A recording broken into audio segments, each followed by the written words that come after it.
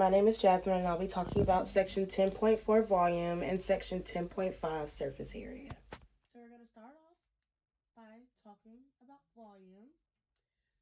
The volume measures the amount of space enclosed within the boundary.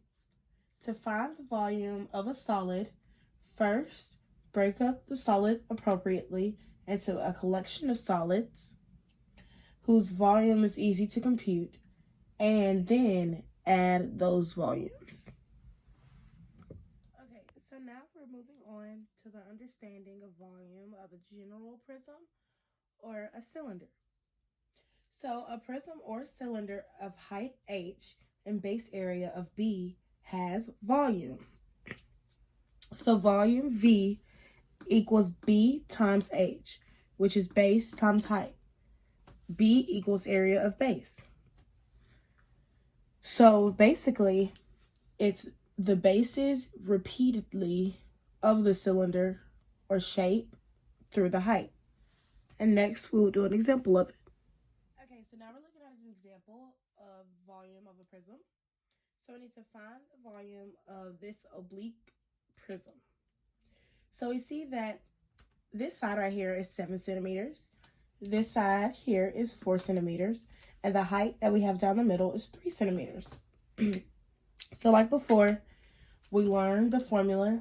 Volume equals B times H. And do not forget that B equals area of base. So to find the area, we just multiply the length times the width of the base, which would be 7 times 4. And to just go ahead and plug in the whole problem, since this is the area of the base, we have V equals 7 times 4, and then we will multiply that by the height. So then we have 12 times 7, which gives us the volume of 84 centimeters cubed. Centimeters cubed. Okay, so moving on to the volume of a pyramid. We know, like before, that we just went over, that the volume of a cube is volume equals base area times height. So we have our cube, or somewhat of a cube, drawn out right here. And we know, by looking at the diagram, that a cube can be dissected into 3 congruent pyramids. So if we dissect this cube into 3 congruent pyramids, as we have shown somewhat right here, we can say that the volume of a pyramid equals 1/3, since it can be dissected 3 times, 1/3 times the base area times the height. Okay, so now we have volume of a pyramid or cone. So the volume of a pyramid or cone of height h and base area of b is given by V equals 1/3 times base area times h. We cannot forget that B is the area of the base. And you see the relationship happening with the cone and the pyramid, such as the pyramid and the cube. Okay, so moving on, we have the volume of a sphere. So a sphere fills 2/3 of a circular cylinder containing the sphere. So here we have a cylinder with a sphere inside. The distance from here to here is r. So that is the radius of the sphere. So r, 2 times r will be the height of it, which would be right there. And you know that this sphere takes about 2/3 up of the cylinder. If we take out the sphere, it would be 1/3 left. So we know that it takes up 2/3. And then we have pi r squared, which is the area of the sphere, times the height, which is 2r. And then with all that being simplified, you get volume of a sphere equals 4/3 pi r cubed. we were plugging it in to the volume of the cylinder, but we can simplify it out to get the equation to go straight to the volume of the sphere. Okay, so moving on, we have a collection of solids. An ice cream cone is 5 inches high and an opening 3 inches in diameter. If filled with ice cream and given a hemispherical top, how much ice cream is there? So I'll go ahead and wrote it out for us. If the cone starts about here and ends about here, that'll make that 5 inches. And if this hemispherical diameter is 3 inches, then that means it is 3 inches here to here. So first, starting out, we're going to find the volume of the hemispherical area. So volume of the hemisphere. So knowing the formulas that we just learned, we can say that that is half times 4/3 pi r squared, or pi r cubed, which is equal to 2/3 pi times the radius cubed, which is half the diameter, so 1.5 inches cubed, which is equal to 2.25 pi inches cubed. So moving on, we're going to find the volume of the cone. So we know that the cone and this, which is like a pyramid, and the cylinder is similar. So we know that the volume of a pyramid is 1/3 the volume of a cylinder. So 1/3 pi times the radius squared times our height is equal to 3.75 pi inches cubed. Okay, so now finishing it off, we have to add up the volume of the hemispherical top that we had and the volume of the cone. So we had 2.25 pi cubic inches and 3.75 pi cubic inches. So adding that together, you'll get the volume of 6 pi cubic inches. And to round all of that out, it will be approximately 19 inches cubed. Now, after completing section 10.4 volume, we're about to move on to section 10.5 surface area. Into 10.5, we start off with the surface area of a figure in space measures the boundary of the space figure. To find the surface area of a solid, first break up the solid appropriately into a collection of solids whose surface areas are easy to compute, and then add those surface areas.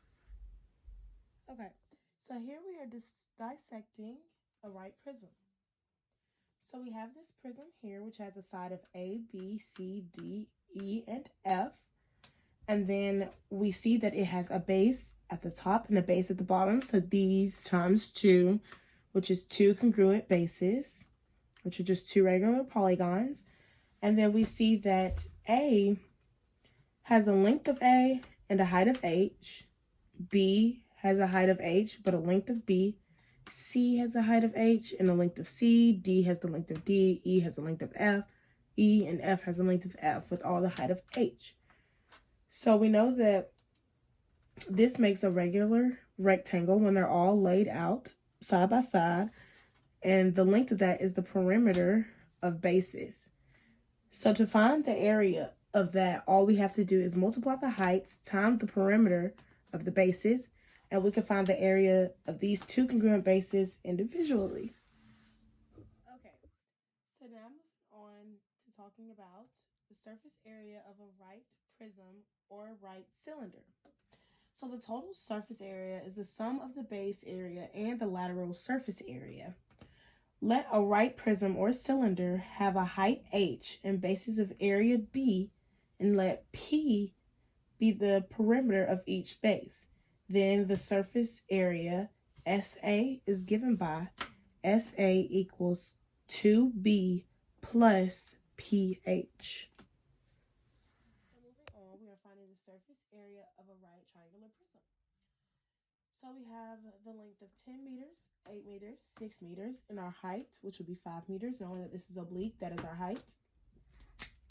So like we just did before, we learned the surface area equals 2 times the base of the area plus pH. So plugging everything in, since we have our numbers, we have 2 times the base area of the triangle, which would be 1/2 times, since this doesn't give us a length right here, we know that these two lines are parallel, so they're congruent, so that this will also be 8. So times 8 meters times 6 meters, which is our height of the triangle.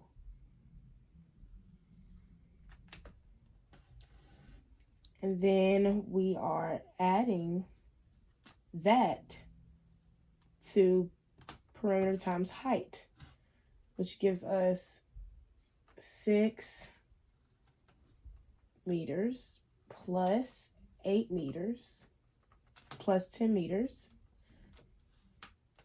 times the height, which is 5.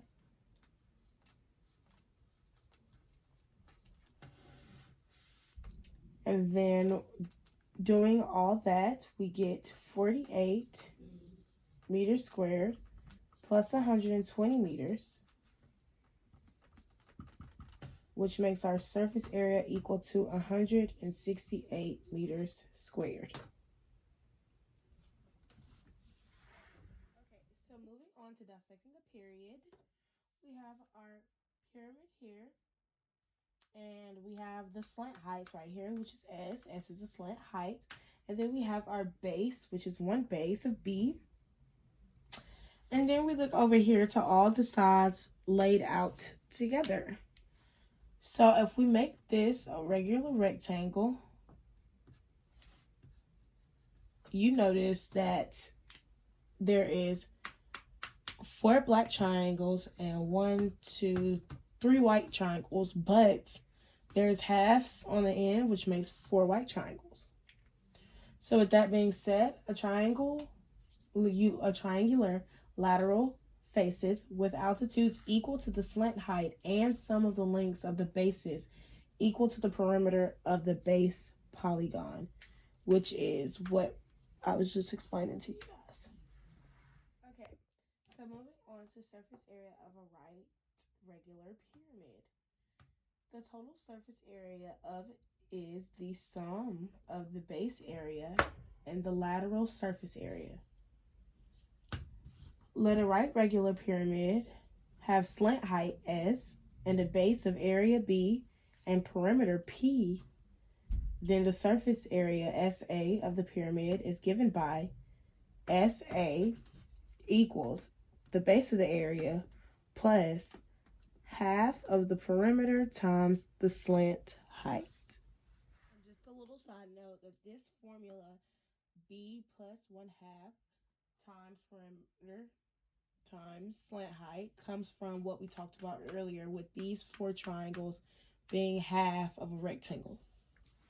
Okay, so moving on, we're finding the surface area of a right square pyramid. So to find the total surface area, we have our surface area formula, which is B base of the area plus half times the perimeter times the slant height. So starting out, we could just go ahead and plug in for what we already know. We know that the B will be 60 since it's a square. It'll just be that side. And then we have 1/2 times the perimeter of the base. So the perimeter of the base, we know that it is a square. Each side is 60 since it is a square. So that will be 4 times 60. we're not quite done because we have to multiply this also by the slant height. The slant height is something that we do not have and is something that we have to figure out. So if we extend this 40 meters this way and pull a line down this way, this line will be what we are trying to figure out, which would be the slant height. So if we compare that side to this, we know that the base of this triangle, and if we draw it separate, is half of this 60, which will be 30 meters. We know that we have a right angle, and we also know the height of this triangle is 40. So now we just need to find out the hypotenuse of the triangle, which will give us S. So now we do a squared plus b squared equals c squared. So 30 squared plus 40 squared will give us what we need. So 30 squared is 900 plus 40 squared, which is 1600, is equal to S squared. So 2500 is equal to S squared. We will take the square root of both sides, and S equals 50. So now we multiply 50 with that equation, and then 60 meters squared gives us 3600. And 1/2 times 4 times 6 times 50 gives us 6,000. And those are both meters squared. And this will give us our total surface area of 9,600 meters squared. Okay, so now moving on to dissecting a right circular cone. So imagine that the cone is closely approximated by a pyramid with a dodecagon as its base. So with the dodecagon being the base, B equals pi r squared. And then you have the slant heights here as well. And this is just similar to what we did before. You have the 12 separate triangles that are broken up, and then you also have the opposite triangles. But this formula right here gives us P equals 2 pi r squared, and then you still have your slant height. So next we're going to talk about the formula that we will get from that. Okay. So now we're talking about the formula of the surface area of a right circular cone. So we let a right circular cone have a slant height S and a base of radius R. Then the surface area of SA of the cone is given by SA equals pi r squared plus pi times the radius times the slant height. Okay, so moving on to the surface area of a semicircular right cone. So this is a circular base, but we only have half of a cone. So we're trying to find the surface area. So we have our surface area formula, and we have half of a cone, so we have 1/2 times pi r squared plus pi times the radius times the slant height. So filling in what we can, we have SA equals 1/2 times pi times the radius squared. So if our diameter is 10 centimeters, the radius would be half of that, which will give us 5. And then that is squared plus pi times the radius, which is 5, times the slant height, which is 12. And that is giving it to us already. So now we just simplify that out, which is 1/2. And 5 squared is 25. And then that is plus pi times 5 times 12, which is 60 pi. And then after all of that, we have a surface area equals 1/2 times 85 pi. And that's all centimeters squared. And then after we do that, we have 42.5 pi centimeters squared, which is our surface area. And if we want to use a calculator and make that an actual number, we'll have the surface area is equal to approximately 133.5 centimeters squared.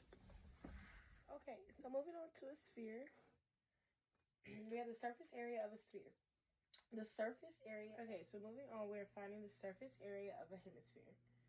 So finding the surface area, we have half of a sphere drawn out, and so we have to add it to make a formula to find the surface area. So we have the surface area equals half of 4 times pi r squared. Half times 4 equals 2. So we have the surface area equals 2 pi, and the radius of this sphere is 6, since that is half of 12, times 6 centimeters squared. And 6 squared is 36, and 36 times 2 is 72 centimeters squared. So our surface area equals 72 pi centimeters squared. Okay, so now we're moving on to the similarity principle of measurement. So let figures 1 and 2 be similar. Suppose some length dimension of figure 2 is k times the corresponding dimension of figure 1. That is, k is the scale factor. And here's examples below. Then we have 1. Any length measurement of figure 2 is k times that of the corresponding length measurement of figure 1. Then we have that any area measurement of figure 2 is k squared times that of the corresponding area of measurement figure 1. And then we have any volume measurement of figure 2 is k cubed times of the corresponding volume measurement of figure 1. Okay, so putting all of that into an example, we have an 8-inch diameter pizza will feed 1 person. How many people will a 16-inch pizza feed? So we know that the length is twice as large for 1 person, which will make the area 4 times as large. So if we're using that, this is very simple. If we're using that 4 times rule, then that means that that pizza will feed 4 people.